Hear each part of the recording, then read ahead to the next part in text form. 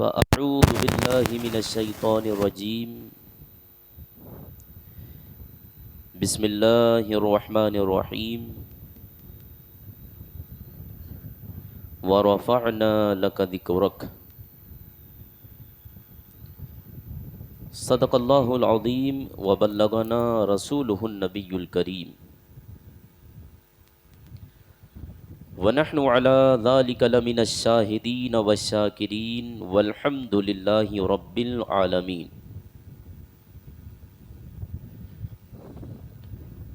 انتہائی عقیدت و محبت کے ساتھ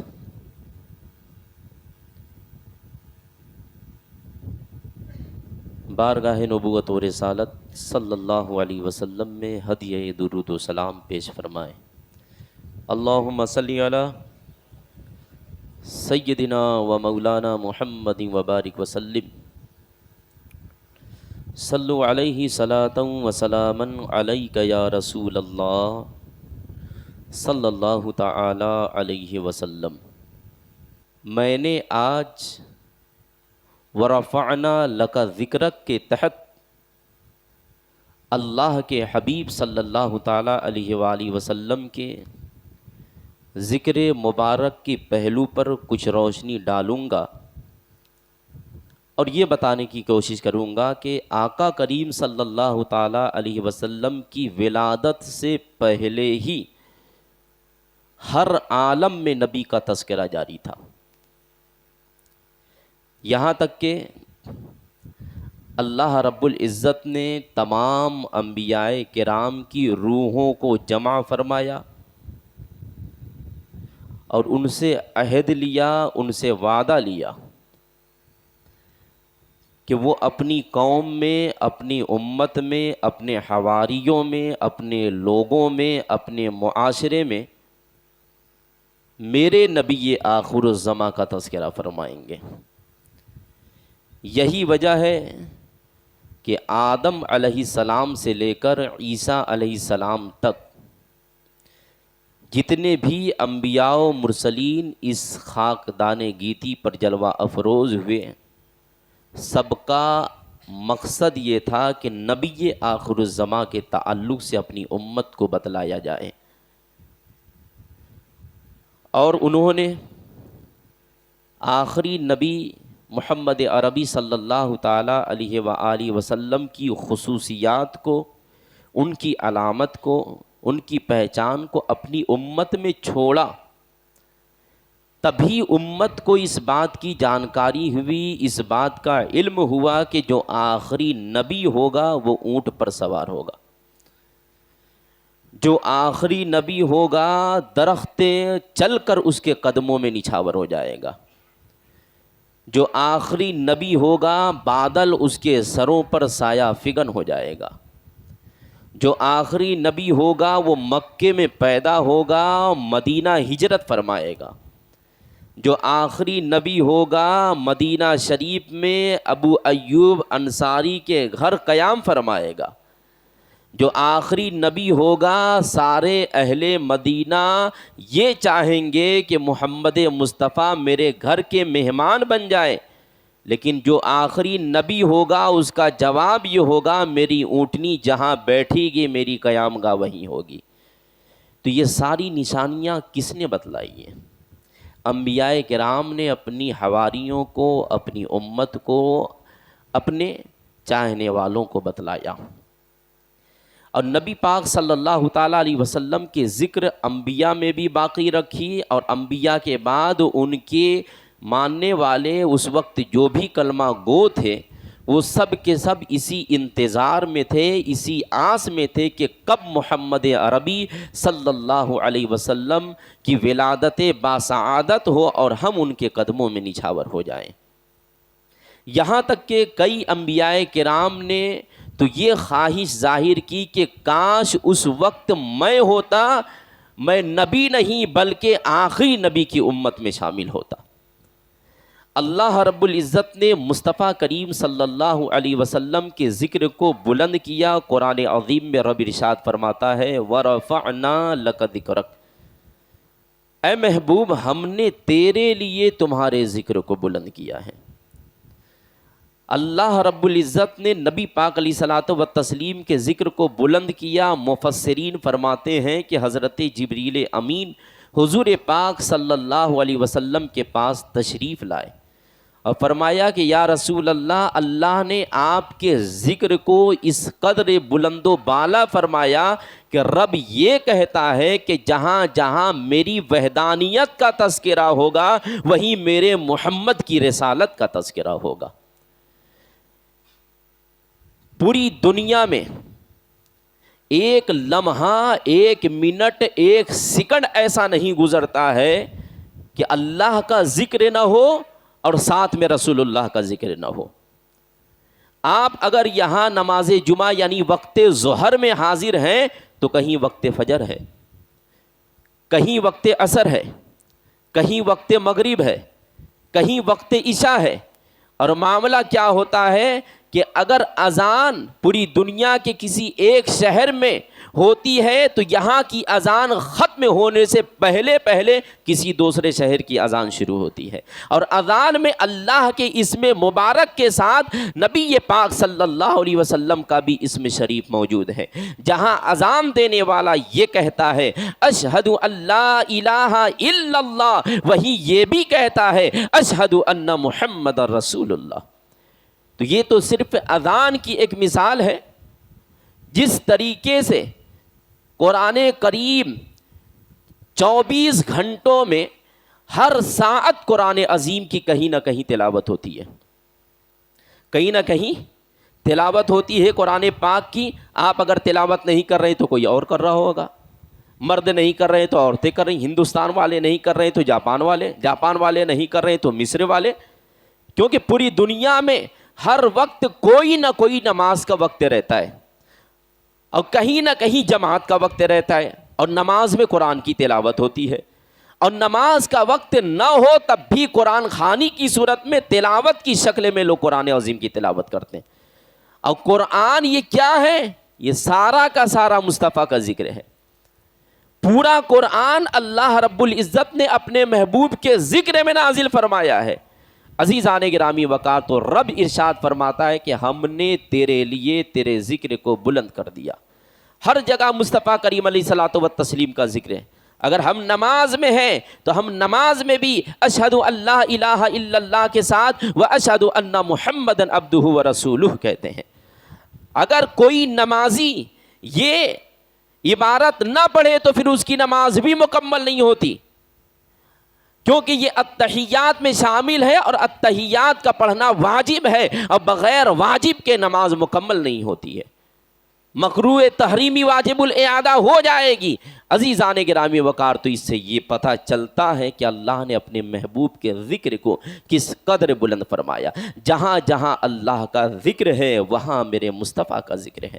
اور ذکر رسول صرف انسان ہی نہیں کرتے ہیں، جنات بھی اللہ کے اور اللہ کے محبوب کا ذکر کرتے ہیں، نباتات بھی ذکر کرتے ہیں، جمادات بھی ذکر کرتے ہیں۔ مفسرین تو یہ کہتے ہیں کہ چیونٹیاں اپنی سوراخوں میں اللہ اور اللہ کے رسول کا ذکر کرتی ہیں، مچھلیاں پانی کے اندر اللہ اور اللہ کے محبوب کا ذکر کیا کرتی ہیں۔ اس طریقے سے جتنے بھی مخلوقات ہیں وہ سب اپنی اپنی بساط کے مطابق اللہ اور اللہ کے رسول کا ذکر کیا کرتے ہیں۔ انبیاء نے ذکر کیا، رسول پاک صلی اللہ تعالی علیہ وآلہ وسلم کی ایسی خصوصیت بیان فرما دی کہ سب کے سب نبی کونین صلی اللہ تعالی علیہ وسلم کی آمد کے منتظر ہو گئے۔ کتنا بڑا فضل ہے اس رب کائنات کا کہ اس رب عظیم نے اپنے حبیب محمد مصطفیٰ صلی اللہ تعالی علیہ وسلم کی امت میں ہم کو پیدا فرمایا۔ یہ رب سبحانہ تعالیٰ کا بے پناہ فضل ہے، کرم ہے، ورنہ جنت کے دروازے پر میرے نبی کا نام ہے، جنت کے درختوں پر مصطفیٰ کا نام ہے، عرش پر نبی کا نام ہے، آسمانوں میں مصطفیٰ کا نام ہے، جنت کے ہر ڈالوں پہ مصطفیٰ کا نام ہے، جنت کے درختے کے ہر پتے پہ میرے نبی کا نام موجود ہے۔ عزیزان گرامی وقار، اس حوالے سے میں ایک بات آپ کے سامنے پیش کروں گا کہ آقا کریم صلی اللہ تعالیٰ علیہ وسلم کی ولادت سے پہلے مصطفیٰ کا ذکر کس طرح ہو رہا تھا اور لوگ کس طریقے سے آقا کریم صلی اللہ تعالیٰ علیہ وسلم کی آمد کے منتظر تھے۔ انبیاء نے اپنی اپنی امت کو بتلایا نبی پاک صلی اللہ تعالی علیہ وسلم کی ولادت سے 1000 سال پہلے 1000 سال پہلے یمن کا بادشاہ جسے تبع الاول حمیر بن وردہ کہتے ہیں، جس طریقے سے حبشہ کے بادشاہ کو نجاسی کہتے ہیں، مصر کے بادشاہ کو فرعون کہتے ہیں، روم کے بادشاہ کو کسرا کہتے ہیں، اور فارس کے بادشاہ کو قیصر کہتے ہیں، اسی طریقے سے یمن کے بادشاہ کو تبا کہا جاتا تھا۔ نبی پاک صلی اللہ تعالی علیہ وسلم کی ولادت سے 1000 سال پہلے تبا یمن کا بنتا ہے، یعنی بادشاہ بنتا ہے، اور تبا کا مزاج وہی موسوی دین جیسا تھا، لیکن وہ داخل نہیں ہوا تھا ابھی۔ اس وقت حضرت موسیٰ علیہ الصلوۃ والتسلیم کا دین جہاں جہاں تھا راغب تھا، کیونکہ حضرت عیسیٰ علیہ السلام بھی ابھی ان کی بھی ولادت نہیں ہوئی تھی۔ حضرت موسیٰ علیہ السلام کے ماننے والے کچھ تھے، انہی کو یہودی کہا جاتا تھا، وہ یہودی عالم ہوا کرتے تھے۔ انہوں نے اپنی کتابوں میں پڑھا تھا نبی پاک صلی اللہ تعالی علیہ وسلم کا تذکرہ، تو یہ تبا کے تعلق سے کچھ روایتیں ملتی ہیں اور مختلف قسم کی روایت ہیں، تو اس میں سے ایک روایت میں آپ کے سامنے پیش کروں، اس سے ذکر مصطفیٰ اور آقا کریم صلی اللہ تعالی علیہ وسلم کا چرچا، نبی پاک علیہ الصلوۃ والتسلیم کی شہرت کا اندازہ لگائیں کہ نبی کونین صلی اللہ تعالی علیہ وسلم ابھی پیدا بھی نہیں ہوئے، 1000 سال پہلے تبا سیر و تفریح کے لیے اپنے ساتھ یمن سے نکلتا ہے، 1,13,000 سپاہیوں کو پیدل اور 1,30,000 سپاہیوں کو گھوڑوں پر سوار ہو کر کے وہاں سے نکلتا ہے، اور وہ سیر کے لیے نکلا تو ایک لمبے تفریح کے لیے نکلتا ہے، یعنی کہ یمن سے نکلتا ہے تو فارس بھی جاتا ہے، یمن سے نکلتا ہے تو شام بھی جاتا ہے، فلسطین بھی جاتا ہے، اور جس جس بستی میں جاتا ہے، جس جس شہر میں جاتا ہے، وہاں سے 10 عالموں کو اکٹھا کرتا ہے اور اپنے لشکر میں شامل کرتا ہے۔ 10 عالموں کو، یعنی وہی یہودی عالم تھے، وہی عالم جنہیں پتہ تھا حضور پاک صلی اللہ علیہ وسلم کی خصوصیت، ان کو اپنے ساتھ لیتا ہے، پھر اس کا گزر مکہ شریف میں بھی ہوتا ہے، تو جہاں پہ جاتا تھا اور لوگوں کو پتہ چلتا تھا کہ یہ تبا ہے، یمن کا بادشاہ ہے، تو لوگ اس کی عزت فرماتے تھے، لوگ اس کا احترام کرتے تھے، لوگ اسے عزت دے دیتے، اس کی تعظیم کرتے تھے۔ لیکن جب مکہ جاتا ہے اور مکہ میں اپنے لشکر کو ٹھہراتا ہے، مکہ والوں کو پتہ چلتا ہے، تو کوئی بھی مکہ کا آدمی اس سے ملنے نہیں آتا ہے، وہ حیرت میں ہو جاتا ہے، تعجب میں ہو جاتا ہے کہ ہر جگہ مجھے عزت ملی، مکے میں آیا تو مکے میں میرا کوئی پرسان حال نہیں، کوئی تو پوچھنے بھی نہیں آتا ہے کہ میں بادشاہ ہوں، مجھے کوئی عزت نہیں مل رہی۔ تو اس نے اپنے وزیر سے کہا کہ ذرا پتہ کرو کہ آخر معاملہ کیا ہے، تو وزیر نے پتہ کیا، پتہ کر کے آ کے بادشاہ کو بتلایا اور کہا کہ مکہ میں ایک گھر ہے کہ مکے والے اس گھر کی بڑی تعظیم کرتے ہیں، اور اس گھر پہ ان لوگوں نے بتوں کو نصب کر دیا ہے، وہ اسی کی پرستش کرتے ہیں، اسی کو پوجتے ہیں، اسی کو عزت دیتے ہیں، اسی کی تعظیم کرتے ہیں۔ جب یہ بتلایا تو تبا نے اپنے دل میں کہا کہ اب میں اس گھر کو جس کا نام کعبہ تھا اسے میں ڈھا دوں گا، اسے میں مسمار کر دوں گا، اسے میں گرا دوں گا، اور مکے والوں کو قتل کر دوں گا، ان کے بچوں کو اور ان کے عورتوں کو اپنے ساتھ قیدی بنا کے لے کے چلا جاؤں گا۔ اس کے دل میں یہ خیال آیا ہی تھا کہ پھر اس کی حالت خراب یوں ہوتی ہے کہ ناک سے پانی نکلنے لگتا ہے، کان سے گندا پانی نکلنے لگتا ہے، آنکھ سے پانی نکلنے لگتا ہے، منہ سے پانی نکلنے لگتا ہے، اور سخت تکلیف ہوتی ہے، شدت کا سر میں درد ہوتا ہے۔ طبیبوں کو فوراً بلوایا گیا، طبیبوں نے دیکھا کوئی علاج اس کا حاصل نہ کر سکے، یہاں تک کہ ایک ماہر طبیب نے کہا کہ یہ دنیاوی مرض نہیں ہے، یہ آسمانی مرض ہے، یہ آسمانی مرض ہے۔ اب بادشاہ تبا کی مرض کا شہرہ ہو جاتا ہے پورے لشکر میں، تو لشکر میں دھیرے دھیرے 4000 عالموں کو اس نے جمع کر لیا تھا، 4000 عالموں کو جمع کیا تھا، تو ایک عالم ان کے پاس آتا ہے اور آ کے وزیر سے کہتا ہے کہ بادشاہ سے میری ملاقات کرا دی جائے، بادشاہ سے ملاقات اس صورت میں کرائی جائے کہ صرف میں ہوں اور بادشاہ، تیسرا کوئی نہ ہو۔ بادشاہ سے جا کے وزیر نے کہا، بادشاہ نے اجازت دے دیا۔ اب وہ عالم آتا ہے اور بادشاہ کے پاس کھڑا ہو جاتا ہے، جبکہ اس کے پاس کھڑا ہونا بھی بڑا ہی دشوار کن تھا، کیونکہ اس کے جسم سے جو پانی نکل رہے تھے وہ بڑے ہی بدبودار تھے، لوگ اس کے پاس کھڑے نہیں ہو پاتے تھے بادشاہ کے پاس۔ تو اس عالم نے کہا کہ میں جو کچھ تم سے سوال کروں سچ سچ اس کا جواب دینا۔ تو کہا ٹھیک ہے، پوچھو کیا پوچھتے ہو؟ کہا کعبہ کے تعلق سے تمہارے دل میں کوئی خیال آیا؟ تو اس نے کہا ہاں، کعبہ کے تعلق سے میرے دل میں اس طریقے کا خیال آیا۔ کہا کہ فوراً خیال کو ختم کر دو، کیونکہ کعبہ یہ وہ مقدس گھر ہے جس کی تعمیر اللہ کے پیغمبر حضرت ابراہیم خلیل اللہ نے کی ہے۔ یہ بات اور ہے کہ جاہلیت کی بنیاد پر اہل مکہ نے اس میں نصب کر دیے ہیں بتوں کو اور اس کی پرستش کرتے ہیں، اور جانتے ہو اس مکے کی سرزمین پر اللہ کا آخری نبی جلوہ افروز ہوگا، اور وہی نبی اپنے مقدس ہاتھوں سے اپنے مقدس دست مبارکہ سے ان بتوں کو ہٹائے گا اور پھر کعبہ کو اپنی اصلی صورت میں لوگوں کے سامنے پیش فرمائے گا۔ تو فوراً اس نے اپنے دل میں آنے والے برے خیالات کو ختم کرتا ہے کہ اب میں ایسا نہیں کروں گا۔ مرتا کیا نہ کرتا، حالت اس کی اتنی خراب تھی، تو اس نے ایسا ہی کیا، اور جیسے ہی اس نے اپنے ارادے کو ملتوی کیا اس کی صحت پہلے جیسے ہو جاتی ہے۔ ابھی عالم وہاں سے باہر بھی نہیں گیا تھا، اس کی طبیعت ٹھیک ہو جاتی ہے، حالت اچھی ہو جاتی ہے۔ تو پھر اس نے مکے والوں کو جمع کر کے کعبہ کی حفاظت کی وصیت بھی کی، اور 7 غلاف کعبہ کو تیار کر کر پہلی مرتبہ تبا بادشاہی نے کعبے پر غلاف چڑھوایا تھا۔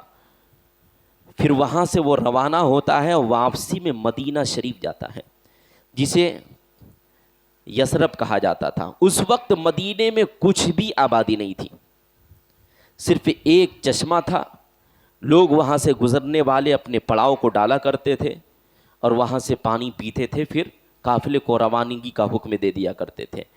جب مدینہ پہنچتے ہیں وہاں پہ چشمہ دیکھتے ہیں تو ان کا لشکر وہاں پہ پڑاؤ کرتا ہے مدینہ شریف میں۔ پھر جب جانے کا حکم نافذ ہوتا ہے طبا کی طرف سے، تو جو 4000 عالم تھے وہ 4000 عالم بیٹھ کر مشورہ کرتے ہیں کہ یہ تو وہی مدینہ ہے نا جہاں محمد عربی صلی اللہ علیہ وسلم ہجرت فرما کر آئیں گے۔ تو ان لوگوں نے مشورہ کیا، اور مشورہ کرنے کے بعد یہ کہا کہ ہم لوگ یہیں پہ ٹھہر جاتے ہیں، یہاں سے ہم کہیں نہیں جائیں گے۔ تو ان 4000 عالموں میں سے 400 عالم متفقہ رائے کی بنیاد پر مدینہ شریف میں ٹھہرنے کا ارادہ کر لیتے ہیں۔ اب بادشاہ کا جب حکم ہوتا ہے چلنے کا، تو ان عالموں نے کہا کہ بادشاہ اگرچہ مجھے جان سے مار دے یا مجھے قتل کر دے یا مجھے جلا دے، لیکن ہم مدینہ چھوڑ کر کہیں نہیں جائیں گے۔ یہ مدینے کی محبت ان کے دل میں کیوں آئی؟ یہ مدینے کے متعلق پیار کیوں آیا؟ صرف اس وجہ سے کہ محمد عربی صلی اللہ تعالیٰ علیہ وسلم یہاں پہ جلوہ افروز ہوں گے، ہجرت فرما کر یہاں پہ تشریف لائیں گے، ہم ان کے قدموں میں نچھاور ہو جائیں گے۔ بادشاہ کو جب یہ بتایا جاتا ہے کہ یہاں نبی آخر الزمان صلی اللہ تعالیٰ علیہ وسلم ہجرت کر کر تشریف لائیں گے، تو بادشاہ نے کہا جب بات ایسی ہے تو 1 سال تک میں بھی یہاں ٹھہروں گا، اگر 1 سال کے اندر وہ آ جائیں گے ہمارے آخری نبی تو ہم ان پر ایمان لے آئیں گے، ہم ان کے دین کو ایکسیپٹ کر لیں گے۔ 1 سال کا عرصہ گزر جاتا ہے، 1 سال کے اندر ان 400 عالموں میں سے اکثر کی وہ شادی کراتا ہے، سب کے گھروں کو بنواتا ہے، اور 1-2 منزلہ گھر کو بنواتا ہے، اور کہتا ہے کہ یہ وہ گھر ہے کہ جب محمد عربی صلی اللہ تعالیٰ علیہ وسلم مکہ سے ہجرت کر کے مدینہ شریف تشریف لائیں گے تو میں ایک خط لکھ کے دے دیتا ہوں، اور اس خط میں کچھ تفصیلیں لکھتا ہے اور کہتا ہے کہ اس گھر کو محمد عربی صلی اللہ تعالیٰ علیہ وسلم کے لیے میں سپرد کرتا ہوں۔ پھر وہ 1 سال کے بعد وہاں سے روانہ ہوتا ہے تو ایک خط لکھتا ہے۔ طبا حمیری کا خط کچھ اس طریقے کا تھا کہ اے نبیوں کے امام، میں آپ پر ایمان لاتا ہوں، آپ کے رب پر ایمان لاتا ہوں، ساری چیزوں کے پیدا کرنے والے خالق پر ایمان لاتا ہوں، آپ پر جو کتاب قرآن نازل کیا جائے گا اس قرآن پر بھی میں ایمان لاتا ہوں۔ اگر آپ کی آمد کی خبر مجھے موصول ہوئی تو میں ضرور یہاں پہ تشریف لاؤں گا، آپ سے ملاقات کروں گا، اور اگر آپ کی آمد تک میں اس دنیا سے چلا جاؤں تو کل قیامت کے دن آپ مجھ پر کرم فرمائیے گا اور آپ اپنے دامن شفاعت میں مجھے جگہ نصیب فرمائیے گا۔ یہ خط لکھتا ہے اور لکھنے کے بعد یہ اسی عالم کو دیتا ہے جس عالم نے مشورہ دیا تھا کہ کعبے کے مسمار کا خیال دل سے نکال دے۔ اس عالم کو دیتا ہے اور کہتا ہے کہ سنو، اگر حضور پاک صلی اللہ تعالیٰ علیہ وسلم آ جائیں تو یہ خط میری طرف سے انہیں پہنچا دینا، اور اگر تمہاری زندگی ختم ہونے والی ہے تو تم اپنی اولاد کو، وہ اپنی اولاد کو، وہ اپنی اولاد کو، یعنی نسل در نسل اس خط کو چلاتے رہنا۔ اب ہوتا یہ ہے کہ 1 سال کے بعد وہ چلا جاتا ہے اور 1000 کا عرصہ گزر جاتا ہے، کئی نسلیں گزر جاتی ہیں، اور 1000 سال کے بعد محمد مصطفیٰ صلی اللہ تعالیٰ علیہ وسلم 12 ربیع الاول 2 شمع کے دن صبح صادق کے وقت مکہ شریف کی سرزمین پر پیدا ہوتے ہیں۔ 53 سال تک اللہ کے پیغمبر محمد صلی اللہ تعالیٰ علیہ وسلم مکہ شریف میں زندگی گزارتے ہیں، اور اس کے بعد نبی پاک علیہ السلام نے 53 سال کی عمر میں مکہ سے مدینے کی ہجرت کا ارادہ فرماتے ہیں۔ جب آقا علیہ الصلوۃ والتسلیم ہجرت کے لیے نکلے مدینہ شریف کے تو بہت سارے صحابہ پہلے ہی سے مدینہ آ چکے تھے، انہی میں ایک مہاجر صحابی حضرت عبد الرحمن ابن عوف بھی تھے۔ تو پہلے تو مدینہ شریف میں کوئی آبادی نہ تھی، اس کے بعد مدینے میں جو آبادی ہوئی وہی 400 علماء کرام کی جو نسل تھی انہی کی آباد کردہ تھی۔ اوس و خزرج کا جو قبیلہ تھا انہی کا قبیلہ تھا، اس میں بہت سارے یہودی مزاج کے بھی ہو گئے تھے۔ نبی پاک صلی اللہ تعالیٰ علیہ وسلم جب مکہ سے ہجرت کر کے مدینہ کی طرف نکلتے ہیں تو مدینے والوں کو اس بات کی خبر مل جاتی ہے۔ ایک بار پھر ان لوگوں نے میٹنگ لی، اور میٹنگ میں حضرت عبد الرحمن ابن عوف بھی تھے۔ سب اپنے اپنے رائے کو رکھتے حضرت عبد الرحمن ابن عوف نے کہا کہ جو تمہارا معتمد آدمی ہے اس معتمد آدمی کے حوالے ہمیری کا خط دیا جائے، اور وہ خط نبی آخر الزمان محمد عربی صلی اللہ تعالیٰ علیہ وآلہ وسلم تک پہنچا دیا جائے۔ مشہور انصاری صحابی حضرت ابو ایوب انصاری رضی اللہ تعالیٰ عنہ جو اسی پہلے عالم کی اولاد میں سے تھے، نسل در نسل وہ خط ان کے ہاتھ میں آ جاتا ہے۔ اب اس خط کو لیتے ہیں، اپنے غلام جس کا نام ابو لیلہ تھا، ابو لیلہ کو دیتے ہیں کہ محمد مصطفیٰ صلی اللہ علیہ وسلم مکہ شریف سے ہمارے علاقے میں تشریف لا رہے ہیں، یہ خط دے کر ان کا استقبال کر لیا جائے۔ وہ خط لے کر جانب مکہ روانہ ہوتا ہے۔ مکہ شریف کے راستے پہ نکل پڑتا ہے تو ایک قبیلہ آتا ہے، قبیلہ بنی سلیم۔ بنی سلیم میں اللہ کے نبی صلی اللہ تعالیٰ علیہ وسلم کچھ ساعت وہاں قیام فرمایا تھا۔ وہیں کا واقعہ بہت سارے معجزات ہیں کہ وہاں کی بکری کا تھن سوکھ گیا تھا، نبی پاک علیہ السلام نے دستے مبارک کو پھیرا تو اس میں دودھ آ جاتا ہے، دودھ اتنا آتا ہے کہ برتن بھر جاتا ہے۔ یہ بنی سلیم کا ہی واقعہ ہے۔ عزیزان گرامی وقار، الغرض یہ شخص ابو لیلہ جو غلام تھا حضرت ابو ایوب انصاری کا، وہ نکلتا ہے، قبیلے بنی سلیم میں پہنچتا ہے، ساتھ میں حضرت ابو بکر صدیق رضی اللہ تعالی عنہ بھی تھے۔ وہ تو جانتا نہیں تھا کہ محمد مصطفیٰ کون ہے۔ ابو لیلہ کو آتے جب میرے مصطفیٰ نے دیکھا تو فرمایا انت ابو لیلہ، تو ابو لیلہ ہے؟ اس نے کہا نام انا ابو لیلہ، میں تو ابو لیلہ ہوں۔ آپ نے کیسے پہچانا؟ نبی پاک علیہ السلام نے فرمایا اس لیے کہ انا محمد رسول اللہ صلی اللہ تعالی علیہ وسلم، کہ میں اللہ کے رسول محمد ہوں۔ تو اس نے کہا کہ میں آپ ہی کے پاس آیا ہوں، تو میرے مصطفیٰ نے فرمایا لاؤ تبا کا خط میرے حوالے کرو۔ وہ خط پیش کرتا ہے، نبی پاک صلی اللہ علیہ وسلم نے حضرت ابو بکر صدیق کو وہ خط دیا۔ حضرت ابو بکر صدیق نے خط پڑھا، خط کا جو مضمون تھا وہ میں نے آپ کو سنایا۔ تو نبی پاک صلی اللہ تعالی علیہ وسلم نے خط سن کر جواباً 3 مرتبہ یہ ارشاد فرمایا، مرحبا بأخی صالح، مرحبا بأخی صالح، مرحبا بأخی صالح، خیر مقدم ہو پیارے بھائی، صالح بھائی، نیک بھائی، یعنی نیک فرمایا اس حمیری کو۔ پھر نبی پاک صلی اللہ تعالی علیہ وسلم نے ابو لیلہ کو مدینہ شریف کی طرف دوبارہ روانہ کر دیا۔ جب ابو لیلہ مدینہ آتا ہے، نبی پاک صلی اللہ تعالیٰ علیہ وسلم کے متعلق پوچھا لوگوں نے کہ کیا تم نے خط کو پہنچا دیا؟ تو پھر نے ابو لیلہ نے وہی واقعہ دہرایا جو نبی پاک علیہ الصلوۃ والتسلیم کے ساتھ پیش آیا تھا، کہ تم خط پہنچانے کی بات کرتے ہو، جس نبی کو خط پہنچانے کے لیے دیا تھا تم نے، تو وہ میرا تو نام بھی جانتا ہے، میرا کام بھی جانتا ہے، وہ خط بھی جانتا ہے، خط دینے والے تبا کو بھی جانتا ہے۔ بہت جلد ہی اس رسول ہاشمی کی آمد ہونے والی ہے۔ سارے اہل مدینہ میں ایک خوشی برپا ہو جاتی ہے، سارے مدینہ والے اپنی گلیوں کو اپنے اپنے حساب سے سجانے لگتے ہیں، چھتوں پہ عورتیں چڑھ جاتی ہیں، دف ہاتھ میں لے کر بچیاں تیار ہو جاتی ہیں۔ پتہ چلتا ہے محمد الرسول اللہ قبا کی سرزمین تک آ چکے ہیں۔ سارے اہل مدینہ بنو نجار کے قبیلے کی بچیاں تیار ہو جاتی ہیں۔ جیسے ہی اللہ کے نبی صلی اللہ علیہ وسلم اپنے میمنت قدم میمونت سے مدینہ شریف کی سرزمین کو سرفراز فرماتے ہیں،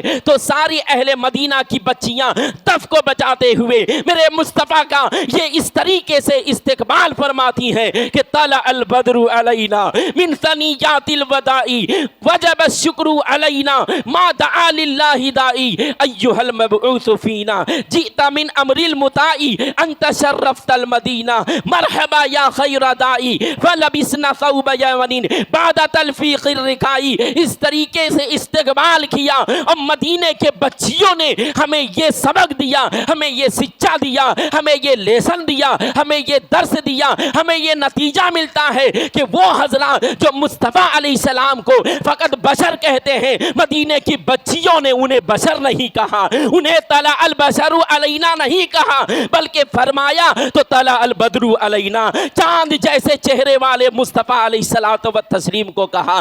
14ویں چاند کو بدر کہا جاتا ہے۔ ایک تاریخ سے لے کر 14 تاریخ تک ہر چاند کا نام الگ الگ ہے، اور 14ویں تاریخ کو چاند مکمل آب و تاب میں ہوتا ہے۔ ان بچیوں نے مصطفیٰ کے رخ انور کو بدر سے تشبیہ دیتے ہوئے اس طریقے سے ارشاد فرمایا کہ طلع البدر علینا، کہ بدر ہم پر طلوع ہو رہا ہے، 14ویں چاند والا چہرہ ہم پر طلوع ہو رہا ہے۔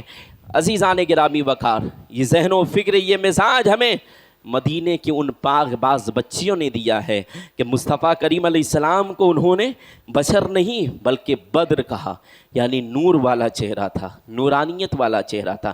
عزیزان گرامی وقار، آقا کریم صلی اللہ تعالیٰ علیہ وآلہ وسلم مدینہ شریف تشریف لاتے ہیں۔ ہر انصاری کی یہ خواہش تھی آقا علیہ السلام میرے گھر کے مہمان بن جائیں، سبھی یہی چاہ رہے تھے۔ نبی پاک علیہ الصلوۃ والتسلیم سے سفارش بھی کی جا رہی ہے۔ آقا علیہ السلام نے فرمایا میرے اونٹنی کی نکیل کو چھوڑ دیا جائے، اونٹنی جہاں پہ بیٹھے گی، جہاں رک جائے گی، جہاں قیام فرمائے گی، وہی میری قیام گاہ ہوگی۔ وہ اونٹنی چلتی رہی چلتی رہی چلتی رہی۔ اب وہ اونٹنی طبا نے جو 2 منزلہ مکان تعمیر کیا تھا، وہ اس وقت حضرت ابو ایوب انصاری کی زیر ملکیت تھا۔ انہی کے گھر کے سامنے آقا کریم علیہ الصلوۃ والتسلیم کی اونٹنی ٹھہرتی ہے۔ آقا علیہ السلام نے فرمایا یہی میری قیام گاہ ہے، وہاں پہ قیام فرماتے ہیں، وہاں پہ کئی ہفتہ کئی مہینہ آقا کریم صلی اللہ تعالیٰ علیہ وسلم رہتے ہیں۔